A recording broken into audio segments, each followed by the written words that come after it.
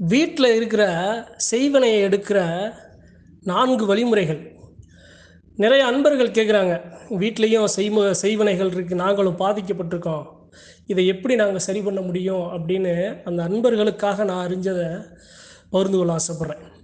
அதாவதுங்க, செய்வனைங்கிறது நம்மளை கஷ்டப்படுத்தி நம்மக்கிட்ட இருக்கிற எல்லா செல்வங்களையும் ஆரோக்கியங்களையும் பிடுங்குற செயல் அப்படின்னு நான் ஏற்கனவே சொல்லியிருக்கேன். மனிதாபிமானமற்ற கொடுமையான ஒரு செய்வினை. சரிங்க. இதை நாமளே எப்படி நம்மளுடைய குலதெய்வத்தோட அருளால் அனுகிரகத்தால் நாம் எடுக்க முடியும் அப்படின்னு நான் அறிஞ்சதை நண்பர்கள்ட்ட பகிர்ந்து கொள்ள ஆசைப்பட்றேன். 4 வழிமுறைகள் தாங்க. அந்த 4 வழிமுறைகளுமே நீங்களே செஞ்சுக்கலாம். ஆனால் நம்ம குலதெய்வம் நம்மக்கிட்ட பேசணும், குலதெய்வத்தோட சக்தி நம்மக்கிட்ட பேசணும். சரி, இந்த 4 வழிமுறைகள் சொல்கிறதுக்கு முன்னாடி, குலதெய்வம் பேசலை, குலதெய்வம் சக்தி இருக்கா இல்லையான்னு தெரியலை, அதுக்கு என்ன பண்ண முடியும் அப்படின்னா, முதல்ல குலதெய்வத்தோட அருள், குலதெய்வத்தோட அனுகிரகம் இருக்கா அப்படின்னு 21 நாட்கள் விரதம் பிடிக்கணும்.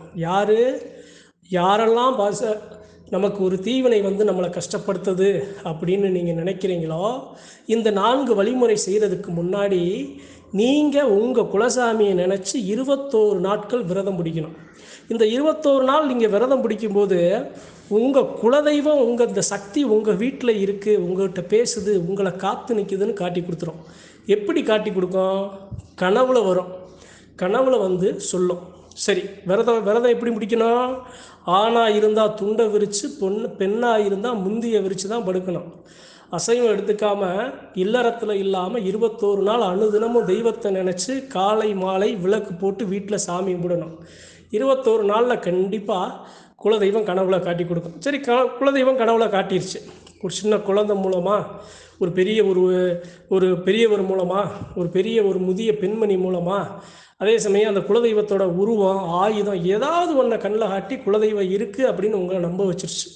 நீங்களும் பரிபூரணமாக நம்ம சாமி நம்மக்கிட்ட பேசுது அப்படின்னு நீங்கள் உணர்ந்ததுக்கப்புறம் இந்த 4 வழிமுறைகளை நீங்கள் செய்யணும். என்ன வழிமுறை அப்படின்னா, முதல் வழிமுறை, செய்வினையை யாரால் எடுக்க முடியும், யாரால் நம்மகிட்ட இந்த செய்வினையிலேருந்து காக்க முடியும் அப்படின்னா, உங்கள் குலதெய்வத்தை சுமக்கிற சாமியாடி. ஆணாக இருக்கலாம், பெண்ணாக இருக்கலாம். உங்கள் குலதெய்வத்தில் நிறைய சாமி ஆடுவாங்க, அதில் சாமியாடி இருப்பாங்க. அந்த சாமியாடிகிட்ட போய் நீங்கள் முறையிடணும். ஐயா, இது மாதிரி என் வீட்டில் இப்படி ஒரு பிரச்சனைகள் இருக்குது, இது போன்று செய்வனையாக இருக்குமோ அப்படின்னு நாங்கள் எல்லாம் அச்சப்படுறோம். எங்களுக்கு இவ்வளவு பாதிப்பு ஏற்பட்டிருக்கு, ஒரு தொழில் வரலை, உடல்நிலை சரியில்லை, ஒரு ஆரோக்கியம் இல்லாமல் நாங்கள் ரொம்ப கஷ்டப்படுறோம், வேதனைப்படுறோம், இதுலேருந்து நீங்கள் எங்களை காத்து கொடுக்கணும் அப்படின்னு முதல்ல அந்த சாமியாடிகிட்ட போய் நீங்கள் முறையிடணும். அவங்கள முறையாக நீங்கள் அழைக்கணும். உண்மையான தெய்வம் உங்கள் கும்பல் இருக்கிற அந்த சாமியாடி மேலே வந்துச்சு அப்படின்னா, அவர் பரிபூரணமாக நீங்கள் போய் நின்ன உடனே உங்கள்கிட்ட இருக்கிற பிரச்சனை அவருக்கு தெரிஞ்சிடும். சரிப்பா அப்படின்னு இந்தந்த காரண காரியங்களை சொல்லி நாம் இப்படி நாம் அதை சரி பண்ணணும்னு சொல்லுவாங்க. இது ஒன்று. ரெண்டாவது, நான் ஏற்கனவே சொல்லியிருக்கேன், சாம்பிராணி, குங்குளியம், அதே சமயம் அந்த குங்குளியம் சாம்பிராணி நம்ம வீட்டில் போடணும். அந்த வீட்டில் போடுறதுக்கு முன்னாடி மருதாணி காயோட அந்த காஞ்ச பொடி, அதே சமயம் வீட்டில் இருக்கிற சாதாரண சாம்பிராணி, இந்த சாம்பிராணி வீட்டில் போடும்போது அந்த வீட்டில் இருக்கிற அந்த செய்வினைகள் வீட்டை விட்டு விரட்டும். அதுக்கு தான் இதை நாம் ரெடி பண்ணணும். அதாவது என்னென்ன தேவை? மருதாணி கொடி, காஞ்ச காய், அதை எடுத்து கொஞ்சம் பொடி பண்ணி வச்சுக்கிறணும். வெண்கடுகு வாங்கி வச்சுக்கிறணும். சாம்பிராணி சாதாரண சாம்பிராணி பொடி நாம் வாங்கி வச்சுக்கிறணும். இப்போ இதில் நான் ஏற்கனவே இதுக்கு முன்னாடி ஒரு பதிவு போட்டிருப்பேன். அதில் என்னென்ன பொருட்கள் வேணும் அப்படின்னு நான் தெளிவாக சொல்லியிருப்பேன். அந்த பொருட்களை எடுத்து நீங்கள் சாம்பிராணி நீங்கள் போடும்போது உங்கள் வீட்டில் இருக்கிற செய்வினைகளை விரட்ட முடியும். இது 2. மூணாவது, பொலிதும்ப நெல் சாம்பல், ஒரு சின்ன குடுவை எடுத்து குலதெய்வத்தை நினச்சி அடுப்பு சாம்பலை கீழே போட்டு அதுக்கு மேலே நெல்லை போட்டு அதுக்கு மேலே அந்த பொலிதும்ப செடியை நீங்கள் மறைச்சி அந்த நெல்லுக்குள்ளே புதைச்சி வச்சு நீங்கள் அந்த குடுவையை நீங்கள் உங்கள் வீட்டில் ஏதாவது ஒரு இடத்துல நீங்கள் வச்சுட்டீங்க அப்படின்னா, வீட்டில் இருக்க தீய சக்திகள் எல்லாத்தையுமே விரட்டி அடிக்கும். நீங்கள் இழந்த செல்வங்கள் எல்லாத்தையும் உங்களுக்கு மீட்டு கொடுக்கும். இது 3வது. 4வது, செய்வனையை எடுக்க முடியாதனால அந்த தாக்கம் நம்ம வீட்டில் தாக்காமல் இருக்கிறதுக்கு நீங்கள் என்ன பண்ணணும், ஒரு 3 நாள், முதல் 3 நாள் எலுமிச்சங்கனி உங்கள் வீட்டில் இருக்கிற எல்லாத்தையும் வலப்பக்கம் இடப்பக்கம் சுற்றி வெளியே மிதிக்கணும். அடுத்த 3 நாள் கையில் உப்பு, 7 மிளகா வத்தை, ஒரு எலுமிச்சம்பழத்தை வச்சு வீட்டில் இருக்க எல்லாத்தையும் வலப்பக்கம் இடப்பக்கம் சுற்றி வீட்டை சுற்றி நீங்கள் வெளியே நெருப்பில் போடணும். இந்த 4 விஷயங்களையுமே நீங்கள் செய்யணுங்க. இந்த 4 விஷயத்தில் நீங்கள் ஏதாவது ஒரு விஷயம் கூட உங்கள் வீட்டில் உங்கள் நாடி இருக்கிற செய்வனையை அது விரட்டி அடிக்கும். அதாவதுங்க, தெய்வத்தோட வருகை இருந்தாலே தீய சக்திகள் எல்லாத்தையுமே காலி பண்ணி விட்டுரும். நீங்கள் அந்த 21 நாள் விரதம் முடிக்கும்போது நீங்கள் அந்த சாமி உங்கள் வீட்டில் வரும்போதே அது சரியாயிடும். இருந்தாலும் இது போன்ற நம்மளுடைய முன்னோர்கள் பெரும் பெரும் சித்தர்கள் நமக்கு சொல்லி கொடுத்த அந்த குங்குளியம், அந்த வெண்கடுகு, அந்த சாம்பிராணி, இது போன்ற அந்த சாம்பிராணியை நாம் வீட்டில் போடும்போது, அதே சமயம் அந்த பொலிதும்ப நெல் சாம்பலை உங்கள் வீட்டில் நீங்கள் வைக்கும்போது, அதே சமயம் அந்த உப்பு, அந்த மிளகா வத்தல், அந்த எலுமிச்சங்கனியில் நீங்கள் திருஷ்டி எடுக்கும்போது இது எல்லாமே கொஞ்சம் நஞ்சம் மிச்சம் இருந்தாலும் அதை சரி பண்ணி கொடுத்துரும்.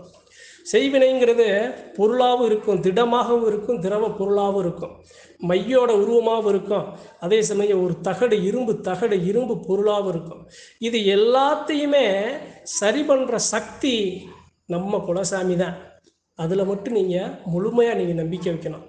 ஒரு சாமியாடி, உங்கள் குலசாமியை சுமக்கிற சாமியாடி உங்கள் வீட்டுக்கு வந்தார் அப்படின்னா அவருக்கு தெரியும் அதை எப்படி எடுக்கணும், அதை எப்படி வீட்டிலேருந்து வெளியேற்றணும்னு.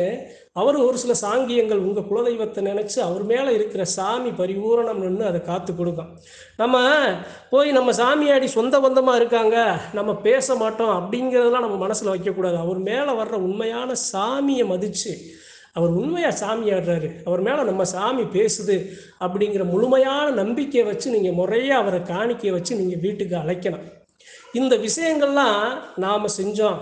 சரி, இது இல்லாமல் பொதுவாக வேறு சாமியாடிகள் மருளாடிகள் இருப்பாங்க. அந்த மருளாடிகள், அதாவது நம்மளுடைய குலதெய்வத்தை சுமக்கிற சாமியாடி மருளாடி மற்றும் நம்மளுடைய மாமை மச்சின தெய்வம் மருளாடி அவங்கள வச்சு அவங்க மேலே வைக்கிற நம்ம நம்பிக்கையில் இது போன்ற விஷயங்களை நம்மளே சரி பண்ண முடியும். அப்படிங்கிறதுனால தான் நான் அன்பர்களுக்கு இதை பகிர்ந்து கொள்ள ஆசைப்படுறேன். எவ்வளவோ அன்பர்கள் அழைக்கிறீங்க, அந்த அன்பர்கள் நீங்கள் உங்கள் வீட்டில் இருந்தே நீங்கள் இதை சரி பண்ண முடியும் அப்படிங்கிறதுனால தான் நான் அறிஞ்சதை அன்பர்கள்ட்ட பகிர்ந்து கொள்ள ஆசைப்பட்றேன். ஒரு அந்த விஷயத்தை எதிர்த்து சண்டை போடுற வரைக்கும் தாங்க நாம் அதை யோசிக்கணும். ஆனால் எதிர்த்து நாம் சண்டையிட, அதை நாம் எப்படியாவது அந்த வினையிலேருந்து நம்மளை காக்கணும் அப்படின்னு முடிவு பண்ணிட்டீங்க அப்படின்னா எவ்வளவு தடைகள் வந்தாலும் எவ்வளவு தடங்கள் வந்தாலும் நீங்கள் எடுத்த காரியத்தில் நீங்கள் உறுதியாக நின்று அந்த தீவினைகளை உங்கள் எல்லையை விட்டு நீங்கள் விரட்டணும். சரிங்க. இது இல்லாமல் இன்னும் ஒன்று சொல்ல ஆசைப்பட்றேன். செய்வினை தாக்கிருச்சு, அந்த செய்வினையால் நம்ம குடும்பம் பாதிக்கப்பட்டிருக்கு, அதுலேருந்து நம்மளை எப்படி காக்கணும் அப்படின்னு நான் ஏற்கனவே சொல்லியிருக்கேன். உடல்நிலை சார்ந்து இருக்கும் அந்த தீ வினைகளை வெளியேற்றணும் அப்படின்னா ஒரு 11 சின்ன வெங்காயத்தை உரித்து ஊசியில் அதை நூலை பூ கோர்க்கிற மாதிரி அந்த சின்ன வெங்காயத்தை கோர்த்து அங்கே இருக்கிற யார் பாதிக்கப்பட்டிருக்காங்களோ, அந்த செய்வினையால் யார் பாதிக்கப்பட்டிருக்காங்களோ அவங்கள வலப்பக்கம் இடப்பக்கம் 7 தடவை சுற்றி நீங்கள் வெளியே வாசப்படியில் நீங்கள் எரியணும். இந்த இதையுமே நான் பதிவாக கொடுத்துருக்கேன். இந்த விஷயங்கள் நீங்கள் உங்கள் வீட்டில் இருந்து நீங்களே செஞ்சு யாரோட தயவு இல்லாமல் குலதெய்வத்தை மட்டுமே முன்னிறுத்தி குலதெய்வ சக்தியால் நீங்கள் சரி பண்ண முடியும். அதனால் நான் அறிஞ்ச இந்த 5 விஷயங்களை அன்பர்கள்ட்ட பகிர்ந்து கொள்ள ஆசைப்பட்டேன். உங்கள் தெய்வத்தை நினச்சி ஊக்கமாக செய்யுங்க, உங்கள் குலசாமி உங்களை கைவிடாது. யாரை நினச்சி நீங்கள் யாரை நம்பலாட்டினாலும் உங்கள் குலசாமியை நீங்கள் நினச்சி இந்த 5 விஷயமே நீங்கள் செய்ய போகிறீங்க. இந்த 5 விஷயமே உங்கள் குலதெய்வம் உங்கள் கூட நின்று காத்து கொடுக்கும், செய்வினையிலிருந்து உங்களை காத்து கொடுக்குங்கிறதுக்காக இந்த பதிவு அன்பர்கள்ட்ட பகிர்ந்து நன்றி, வணக்கம். மற்றும் ஒரு பதிவில் சந்திப்போம்.